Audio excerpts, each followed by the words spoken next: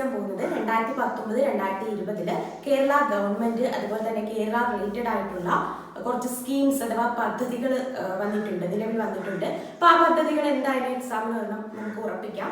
അപ്പൊ അങ്ങനെ ഒരു ക്വസ്റ്റ്യൻസ് അങ്ങനെയുള്ള ഒരു 30 സ്കീംസ് ആണ് ഇന്നത്തെ ക്ലാസ്സിൽ നമ്മൾ ഡിസ്കസ് ചെയ്യാൻ പോകുന്നത്. ഈ 6 എണ്ണമാണ്. ഒന്നാമത്തത് നിഴല്, തൂവാല വിപ്ലവം, വിജയാമൃതം, റവന്യൂ മിത്രം, യോദ്ധാവ്, സഹിതം. ഇതിനകത്ത് ആദ്യം കേരള പോലീസ് ആരംഭിച്ച പദ്ധതിയാണ് നിഴല്. രാത്രികാലങ്ങളിൽ പുറത്തിറങ്ങുന്ന സ്ത്രീകളുടെയും മുതിർന്ന പൗരന്മാരുടെയും സംരക്ഷണം ഉദ്ദേശിച്ചുകൊണ്ട് ആരംഭിച്ചിട്ടുള്ള പദ്ധതിയാണ് നിഴല്. ഓക്കെ, അപ്പോൾ രാത്രികാലങ്ങളിൽ സ്ത്രീകളുടെയും മുതിർന്ന പൗരന്മാരുടെയും സംരക്ഷണം ഉദ്ദേശിച്ചുകൊണ്ട് ആരംഭിച്ച കേരള പോലീസ് പദ്ധതിയാണ് നിഴല്. അടുത്തത് തൂവാല വിപ്ലവം. തൂവാല വിപ്ലവം ആരംഭിച്ചത് ആരോഗ്യ വകുപ്പാണ്. ആരോഗ്യ വകുപ്പ് നമുക്കറിയാം തൂവാല എന്തിനു വേണ്ടിയിട്ടാണ് ഇപ്പൊ യൂസ് ചെയ്യുന്നത്? മാസ്ക് പോലാണ് അല്ലെ. അതായത് വായുവിലൂടെ പകരുന്ന രോഗങ്ങളെ തടയുന്നതിന്റെ ഭാഗമായിട്ട് ആരംഭിച്ചിട്ടുള്ളതാണ് ഈ തൂവാല വിപ്ലവം. ആരംഭിച്ചത് ആരോഗ്യ വകുപ്പാണ്. അടുത്തത് ഭിന്നശേഷിക്കാർക്ക് കൊണ്ടുവന്നിട്ടുള്ള ഒരു പ്രോത്സാഹനം എന്ന രീതിയിലുള്ളതാണ് വിജയാമൃതം എന്ന പദ്ധതി.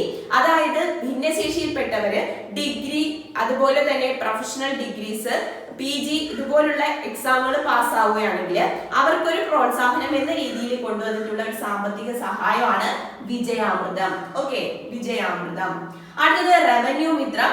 ഈ ചന്ദ്രശേഖരനാണ് ആര്? നമ്മുടെ റവന്യൂ ഡിപ്പാർട്ട്മെന്റിന്റെ നിലവിലെ മന്ത്രി ഈ ചന്ദ്രശേഖരനാണ്. അപ്പൊ ഈ റവന്യൂ മന്ത്രിയുമായിട്ട് ഓൺലൈൻ ആയിട്ട് നമുക്ക് നേരിട്ട് നമ്മുടെ പ്രശ്നങ്ങൾ റവന്യൂ ഡിപ്പാർട്ട്മെന്റുമായി ബന്ധപ്പെട്ടിട്ടുള്ള എല്ലാ കാര്യങ്ങളും നമുക്ക് നമ്മുടെ മന്ത്രിയുമായിട്ട് ഓൺലൈനിലൂടെ നമുക്ക് എന്ത് ചെയ്യാൻ പറ്റും? പരാതി സമർപ്പിക്കാൻ പറ്റും. ഈ ഒരു പദ്ധതിയാണ് റവന്യൂ മിത്രം എന്ന് അറിയപ്പെടുന്നത്. അപ്പൊ ഈ ചന്ദ്രശേഖരനാണ് നിലവിലെ റവന്യൂ മന്ത്രി. റവന്യൂ ഡിപ്പാർട്ട്മെന്റുമായി ബന്ധപ്പെട്ടിട്ടുള്ള എല്ലാ കാര്യങ്ങളും നമുക്ക് മന്ത്രിയുമായിട്ട് ഇനി നേരിട്ട് എന്ത് ചെയ്യാൻ പറ്റും? നേരിട്ട് അപേക്ഷിക്കാനായിട്ട് പറ്റും. അതിനു വേണ്ടിയിട്ടുള്ള പോർട്ടലാണ് റവന്യൂ മിത്രം. അടുത്തത് യോദ്ധാവ്. കേരള സർക്കാരിന്റെ ലഹരി വിരുദ്ധ മൊബൈൽ ആപ്പാണ് യോദ്ധാവ്. എന്താണ്? കേരള സർക്കാരിന്റെ ലഹരി വിരുദ്ധ മൊബൈൽ ആപ്പാണ് യോദ്ധാവ്. അടുത്തത് സഹിതം. സഹിതം ആരംഭിച്ചിരിക്കുന്നത് വിദ്യാഭ്യാസ വകുപ്പാണ്. വിദ്യാർത്ഥികളില് അക്കാഡമിക് മികവിനൊപ്പം സാമൂഹിക മികവും അതുപോലെ തന്നെ കുട്ടികളിലെ മാനസിക പിരിമുറുക്കം ഒഴിവാക്കുന്നതിന് വേണ്ടി ആരംഭിച്ചിട്ടുള്ള പരിപാടികളാണ് സഹിതം എന്ന പേരിൽ അറിയപ്പെടുന്നത്. ഇത് ആരംഭിച്ചത് വിദ്യാഭ്യാസ വകുപ്പാണ്. അപ്പൊ ഒന്നും കൂടി പറഞ്ഞുതരാം. രാത്രി കാലങ്ങളിൽ സ്ത്രീകൾക്കും കുട്ടികൾക്കും നൽകുന്ന, കുട്ടികൾക്കല്ല സ്ത്രീകൾക്കും മുതിർന്ന പൗരന്മാർക്കും നൽകുന്ന സംരക്ഷണം കേരള പോലീസ് ഏത് പേരിൽ അറിയപ്പെടുന്നു? നിഴൽ എന്നാണ്. ആരോഗ്യ വകുപ്പിന്റെ വായുജന്യ രോഗങ്ങളെ ഒഴിവാക്കുന്നതിന് വേണ്ടിയിട്ടുള്ള വിപ്ലവമാണ് തൂവാല വിപ്ലവം. ഭിന്നശേഷിക്കാർക്ക് അവരുടെ വിദ്യാഭ്യാസത്തിൽ വിജയം നേടുന്നവർക്ക് നൽകുന്ന സാമ്പത്തിക സഹായമാണ് വിജയാമൃതം. അടുത്തത് നമുക്ക് മന്ത്രിയുമായി റവന്യൂ ഡിപ്പാർട്ട്മെന്റുമായി ബന്ധപ്പെട്ടിട്ടുള്ള എല്ലാ പരാതികളും നേരിട്ട് ഓൺലൈൻ ആയിട്ട് സംവദിക്കുന്നതിന് വേണ്ടിയിട്ടുള്ളതാണ് റവന്യൂ മിത്രം. അടുത്തത് ലഹരി വിരുദ്ധ മൊബൈൽ ആപ്പാണ് യോദ്ധാവ്. വിദ്യാഭ്യാസ വകുപ്പ് ആരംഭിച്ച പദ്ധതിയാണ് സഹിതം. കേരളത്തിലെ വിദ്യാർത്ഥികളുടെ അക്കാഡമിക് മികവിനൊപ്പം സാമൂഹിക മികവും അതുപോലെ തന്നെ മാനസികമായ പിരിമുറക്കങ്ങൾ ഒഴിവാക്കുന്നതിന് വേണ്ടിയിട്ടുള്ള പരിപാടികൾ ഉൾപ്പെടുന്നതാണ് സഹിതം എന്ന പദ്ധതി. ഇനി അടുത്ത പദ്ധതികൾ നമുക്ക് നോക്കാം. ഇനി നമ്മൾ പറയാൻ പോകുന്നത് ഈ 6 എണ്ണമാണ്. Radio Malayalam, Santhwana Sparsham, Vanika, operation care, Milma cow bazaar, be safe. ഇതിനകത്ത് ആദ്യം നമുക്ക് ബി സേഫ് പറയാം. അതായത് നമുക്കറിയാം പല ആൾക്കാർക്കും വ്യാജ കോളുകൾ വരുന്നുണ്ട്. വ്യാജ കോളുകളിലൂടെ സാമ്പത്തിക തട്ടിപ്പ് നടത്തുന്നതിനെതിരെ കേരള പോലീസിന്റെ സൈബർ ഡിപ്പാർട്ട്മെന്റ് ആരംഭിച്ചിട്ടുള്ള ആപ്പാണ് ബി സേഫ്. എന്താണ്? സാമ്പത്തികമായിട്ട് വ്യാജ ഫോൺ കോളുകളിലൂടെ സാമ്പത്തിക തിരിമറികൾ അല്ലെങ്കിൽ സാമ്പത്തികമായി നമ്മളെ മോഷണം ചെയ്യുന്ന, ചൂഷണം ചെയ്യുന്ന ആ ഒരു ക്രൈം ചെയ്യുന്നതിനെ തടയുന്നതിന് വേണ്ടിയിട്ട് കേരള പോലീസ് പുറത്തിറക്കിയ ആപ്പാണ് ബി സേഫ്. കേരള പോലീസിന്റെ സൈബർ ഡിപ്പാർട്ട്മെന്റ് പുറത്തിറക്കിയതാണ് ഈ ബി സേഫ് എന്ന ആപ്പ്. അടുത്തത് മിൽമ കൗ ബസാർ ഒരു മൊബൈൽ ആപ്പാണ്. മിൽമ പുറത്തിറക്കിയതാണ് എന്തിനു വേണ്ടിയിട്ട്? ക്ഷീര കർഷകർക്ക് അവരുടെ പശുക്കളെ വിൽക്കാനും വാങ്ങുന്നതിന് വേണ്ടിയിട്ട് പുറത്തിറക്കിയിട്ടുള്ള ഒരു മൊബൈൽ ആപ്പാണ് മിൽമ കൗ ബസാർ. അടുത്തത് കൊല്ലം ജില്ല ആരംഭിച്ച, കൊല്ലം ജില്ല എന്ന് പറയുമ്പോൾ ഒരു തദ്ദേശ സ്വയംഭരണ സ്ഥാപനമാണ്. അപ്പൊ കൊല്ലം ജില്ലയുടെ നേതൃത്വത്തിൽ ആരംഭിച്ചിട്ടുള്ള ഒരു പ്ലാസ്റ്റിക് നിരോധിത, അതായത് നിരോധിത പ്ലാസ്റ്റിക്കിനെ പിടിച്ചെടുക്കുന്നതിന് വേണ്ടിയിട്ടുള്ള ഓപ്പറേഷൻ ആണ് ഓപ്പറേഷൻ കെയർ. എന്താണ്? നിരോധിത പ്ലാസ്റ്റിക്കിനെ പിടിച്ചെടുക്കുന്നതിന് വേണ്ടിയിട്ട് തദ്ദേശ സ്വയംഭരണ സ്ഥാപനമായ കൊല്ലം ജില്ല ആരംഭിച്ച പദ്ധതിയാണ് operation care. Operation care. Next, വനം വകുപ്പിന്റെ പദ്ധതിയാണ് വനിത. സംസ്ഥാന വനം വകുപ്പ് ലോക്ക്ഡൌൺ സമയത്ത് ആദിവാസി മേഖലയിലെ വനവിഭവങ്ങളെയും കാർഷിക ഉൽപ്പന്നങ്ങളെയും എന്തിനു വേണ്ടിയിട്ട് കളക്ട് ചെയ്യുന്നതിനും അവയെ വിപണനം ചെയ്യുന്നതിനും വേണ്ടിയിട്ട് സഹായിക്കുന്നതിന് ആരംഭിച്ച പദ്ധതിയാണ് വനിത. ലോക്ക്ഡൌൺ സമയത്ത് ആദിവാസി മേഖലകളിലുള്ള വനവിഭവങ്ങളെയും അതുപോലെ തന്നെ കാർഷിക ഉൽപ്പന്നങ്ങളെയും കളക്ട് ചെയ്ത് അവ വിപണനം ചെയ്യുന്നതിന് വേണ്ടിയിട്ട് ആരംഭിച്ച പദ്ധതിയാണ് വനിത. അടുത്തത് സാന്ത്വന സ്പർശം. രോഗികളെ അവരുടെ വീടുകളിൽ തന്നെ ക്യാമറകളിലൂടെ ചികിത്സിക്കുന്ന അത്യാധുനിക സംവിധാനമാണ് ഇത് പുറത്തിറക്കിയത് കേരള സർക്കാരാണ്. ഈ ഒരു പദ്ധതി അറിയപ്പെടുന്നത് സാന്ത്വന സ്പർശം എന്നാണ്. രോഗികളെ എന്താണ് വീടുകളിൽ തന്നെ ക്യാമറകളിലൂടെ പരിശോധിക്കുന്ന അത്യാധുനിക സംവിധാനമാണ് സാന്ത്വന സ്പർശം. അടുത്തത് മലയാളം മിഷന്റെ നേതൃത്വത്തിൽ ആരംഭിച്ച ഓൺലൈൻ റേഡിയോയാണ് റേഡിയോ മലയാളം. അപ്പോ മലയാളം മിഷൻ നേതൃത്വത്തിൽ പ്രവർത്തനം ആരംഭിച്ച റേഡിയോ മലയാളം ഒരു ഓൺലൈൻ റേഡിയോയാണ്.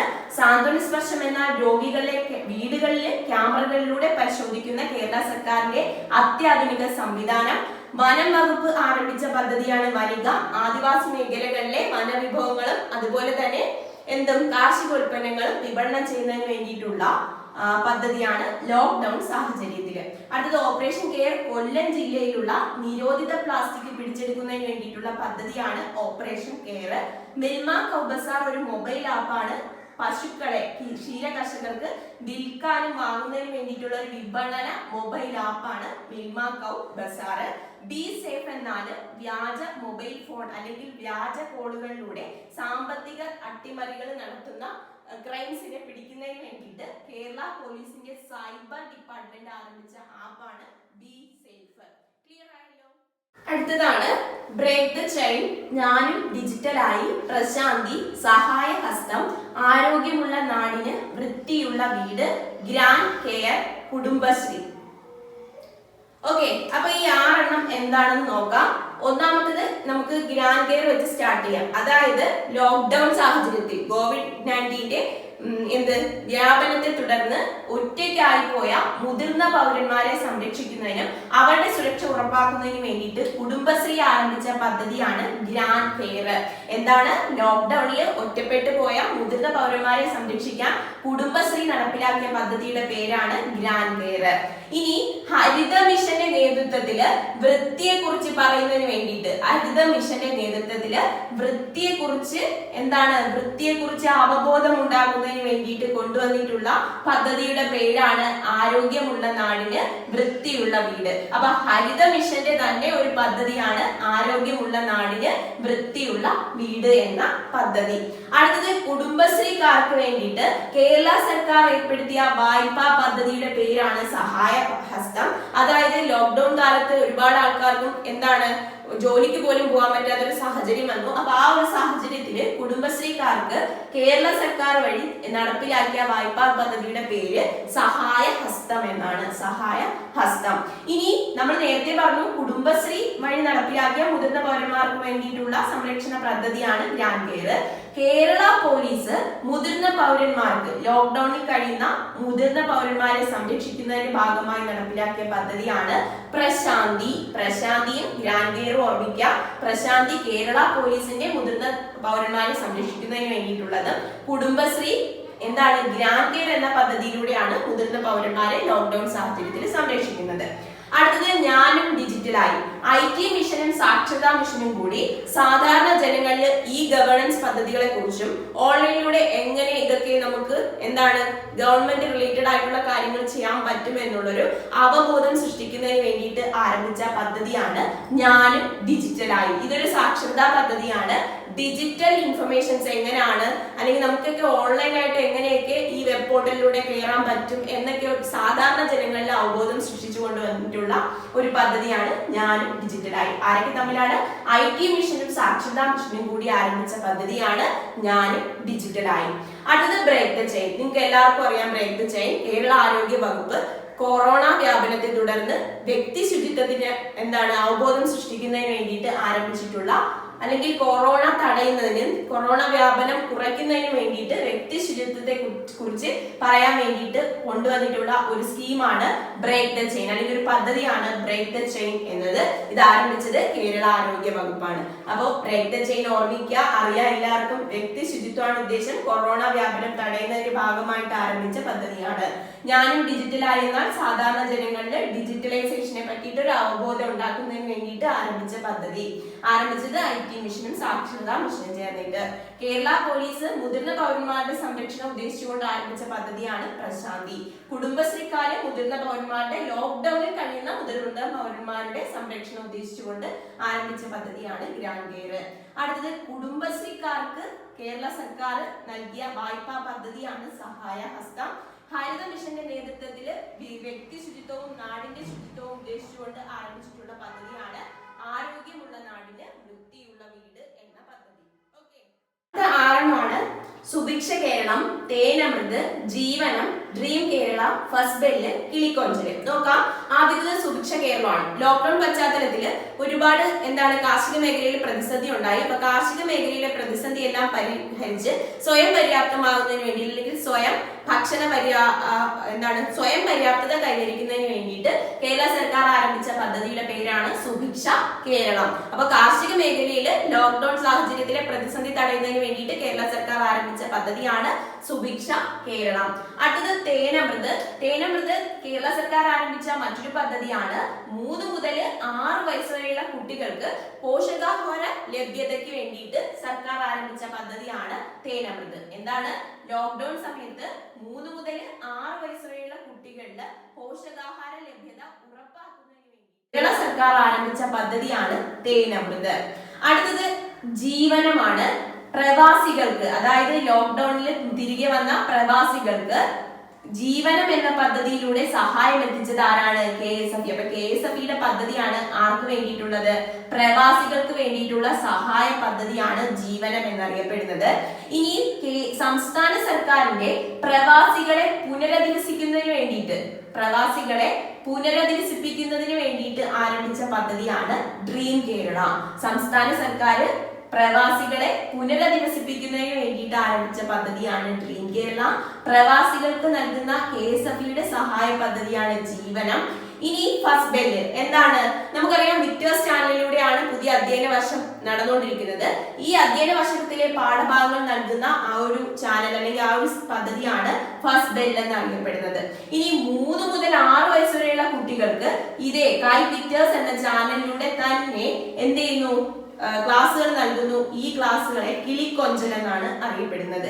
അപ്പോ കിളിക്കൊഞ്ചൽ എന്നാൽ 3 വയസ്സ് മുതൽ 6 വയസ്സ് വരെയുള്ള കുട്ടികൾക്ക്, കാരണം അംഗൻവാടിയിലൊന്നും പോകാൻ പറ്റത്തില്ല. അപ്പൊ അങ്ങനെയുള്ള കുട്ടികൾക്ക് ക്ലാസ് കൊടുക്കുന്നത് വിക്ടേഴ്സ് ചാനലിലൂടെയാണ്. ഈ ക്ലാസ്സുകളെ കിളിക്കൊഞ്ചൽ എന്നറിയപ്പെടുന്നു. വിക്ടേഴ്സിലൂടെ 1 മുതൽ +2 വരെയുള്ള ക്ലാസ്സുകൾ നൽകുന്നതിനെ ഫസ്റ്റ് ബെൽ എന്നറിയപ്പെടുന്നു. സംസ്ഥാന സർക്കാർ പ്രവാസികളെ കൊറോണ സാഹചര്യത്തിൽ പുനരധിവസിപ്പിക്കുന്ന പദ്ധതി അറിയപ്പെടുന്നത് ഡ്രീം കേരള. KSFEയുടെ പ്രവാസിയെ സഹായ പദ്ധതിയാണ് ജീവനം.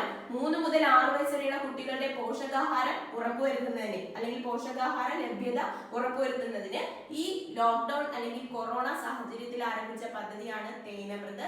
കേരള സർക്കാരിന് കാർഷിക മേഖലയിൽ നേരിടുന്ന ലോക്ക്ഡൌൺ സാഹചര്യത്തിൽ നേരിട്ട പ്രതിസന്ധിയെ തരണം ചെയ്യുന്നതിന് വേണ്ടിയിട്ട് ആരംഭിച്ച പദ്ധതിയാണ് സുഭിക്ഷ. അടുത്ത 6 ഒന്നാമത്തത് പൊല്ലാപ്പ്. കേരള പോലീസ് ഇറക്കിയതാണ്. അടുത്തത് ഹർഷം, പിന്നെ Kerala dialogue, operation P hunt, white board, Mathrujyothi. നമുക്ക് നോക്കാം. ആദ്യം നമുക്ക് മാതൃജ്യോതി എന്താണെന്ന് നോക്കാം. അതായത് സാമൂഹിക നീതി വകുപ്പ്, സംസ്ഥാന സാമൂഹിക നീതി വകുപ്പ് കാഴ്ച പരിമിതരായ അമ്മമാർക്ക്, അതായത് ഇപ്പോ പ്രസവിച്ച അമ്മമാർക്ക് പ്രസവാനന്തരം കുഞ്ഞുങ്ങളെ നോക്കുന്നതിന് വേണ്ടിയിട്ട് നൽകുന്ന ഒരു സാമ്പത്തിക സഹായമാണ് മാതൃജ്യോതി. അപ്പോ സംസ്ഥാന സാമൂഹിക നീതി വകുപ്പ് കാഴ്ച പരിമിതരായ അമ്മമാർക്ക് പ്രസവാനന്തരം ശിശുക്കളെ നോക്കുന്നതിന് വേണ്ടിയിട്ട് നൽകുന്ന സാമ്പത്തിക സഹായം മാതൃജ്യോതി എന്നാണ് അറിയപ്പെടുന്നത്. ഇനി സമഗ്ര ശിക്ഷ കേരള നടപ്പിലാക്കിയ പദ്ധതിയാണ് വൈറ്റ് ബോർഡ്. ഭിന്നശേഷിക്കാരായ വിദ്യാർത്ഥികൾക്ക് വേണ്ടിയിട്ട് വിദ്യാഭ്യാസം, ഓൺലൈൻ വിദ്യാഭ്യാസം ഉറപ്പാക്കുന്ന പരിപാടിയാണ് വൈറ്റ് ബോർഡ്. ഭിന്നശേഷി വിദ്യാർത്ഥികൾക്ക് വേണ്ടിയിട്ട് സമഗ്ര ശിക്ഷ കേരള ഏർപ്പെടുത്തിയ ഓൺലൈൻ വിദ്യാഭ്യാസ പദ്ധതി അല്ലെങ്കിൽ ഓൺലൈൻ വിദ്യാഭ്യാസ സഹായ പദ്ധതിയാണ് വൈറ്റ് ബോർഡ് എന്ന് അറിയപ്പെടുന്നത്. അടുത്ത ഓപ്പറേഷൻ പി ഹണ്ട് വളരെ പ്രധാനപ്പെട്ടതാണ്. കേരള പോലീസിന്റെ സൈബർ വിഭാഗം പുറത്തിറക്കിയ ഒരു ആപ്പാണ്, ഒരു പദ്ധതിയാണ് ഈ ഓപ്പറേഷൻ പി ഹണ്ട്. അതായത് കുട്ടികളിലെ അശ്ലീല ചിത്രങ്ങളും അശ്ലീല വീഡിയോകളും സൈബർ ലോകത്ത് പ്രചരിപ്പിക്കുന്നതിന് എതിരെ ഏർപ്പെടുത്തിയ ഒരു ഓപ്പറേഷനാണ് ഓപ്പറേഷൻ പി ഹണ്ട്. പുറത്തിറക്കിയത് ആരാണ്? കേരള പോലീസ് സൈബർ വിഭാഗമാണ്.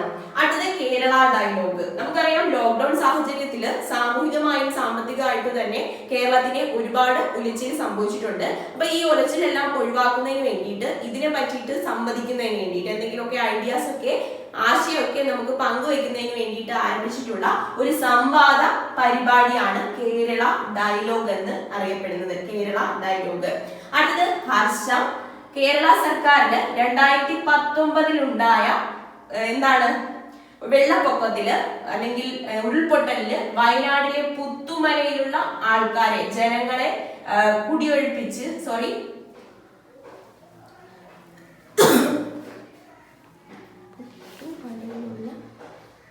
പുനരധിവാസം.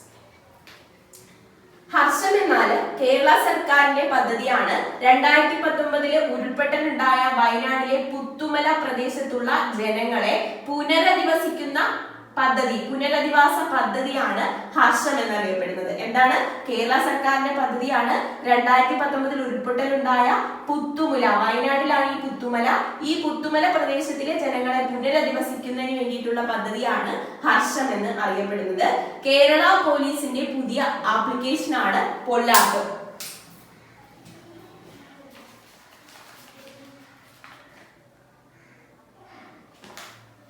അതായത് കേരള പോലീസിന്റെ എല്ലാ സേവനങ്ങളും ആപ്ലിക്കേഷനിലൂടെ, മൊബൈൽ ആപ്പിലൂടെ ഓൺലൈൻ ആയിട്ട് ലഭിക്കുന്നതിന് വേണ്ടിയിട്ടുള്ള സംവിധാനമാണ് പോൾ ആപ്പ് അഥവാ പൊല്ലാപ്പ്.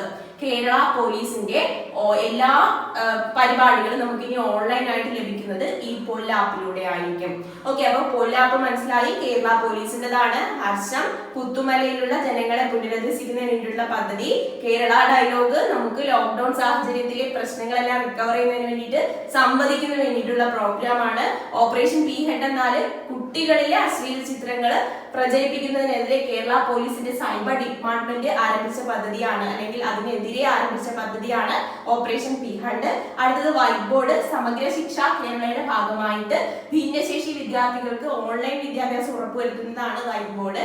മാതൃജ്യോതി എന്നാല് സംസ്ഥാന സാമൂഹിക നീതി വകുപ്പിന്റെ കാഴ്ച പരിമിതരായ അമ്മമാർക്ക് ശിശുക്കളുടെ സംരക്ഷണം ഉദ്ദേശിച്ച് ആരംഭിച്ചിട്ടുള്ള പദ്ധതിയാണ് മാതൃജ്യോതി. ഇന്നപ്പോ നമ്മൾ 30 സ്കീംസ് ആണ് അല്ലെങ്കിൽ പദ്ധതികളാണ് നമ്മൾ ഡിസ്കസ് ചെയ്തത്. അടുത്ത ക്ലാസ്സിൽ ഇനിയും പദ്ധതികൾ ബാക്കിയുണ്ട്. 2019 2020 കേരള സർക്കാർ പുറത്തിറക്കിയതും അതുപോലെ തന്നെ റിലേറ്റഡ് ആയിട്ടുള്ള ഒരുപാട് സ്ഥാപനങ്ങൾ പുറത്തിറക്കിയിട്ടുള്ളതും. അപ്പൊ നമുക്ക് അതെല്ലാം പഠിക്കണം. എക്സാമിന് ചോദിക്കാൻ സാധ്യതയുള്ള ഒരു പോർഷൻ ആണിത്. അപ്പൊ കൂടുതൽ ക്ലാസ്സുകൾക്കായിട്ട് തീർച്ചയായിട്ടും ചാനൽ സബ്സ്ക്രൈബ് ചെയ്യുക. നിങ്ങൾക്ക് എന്തെങ്കിലും ഡൗട്ട്സ് ഉണ്ട്, അതുപോലെ തന്നെ എന്തെങ്കിലും സജഷൻസ് ഉണ്ടെങ്കിലും താഴെ കമന്റ് ചെയ്യാനായിട്ട് മറക്കണ്ട.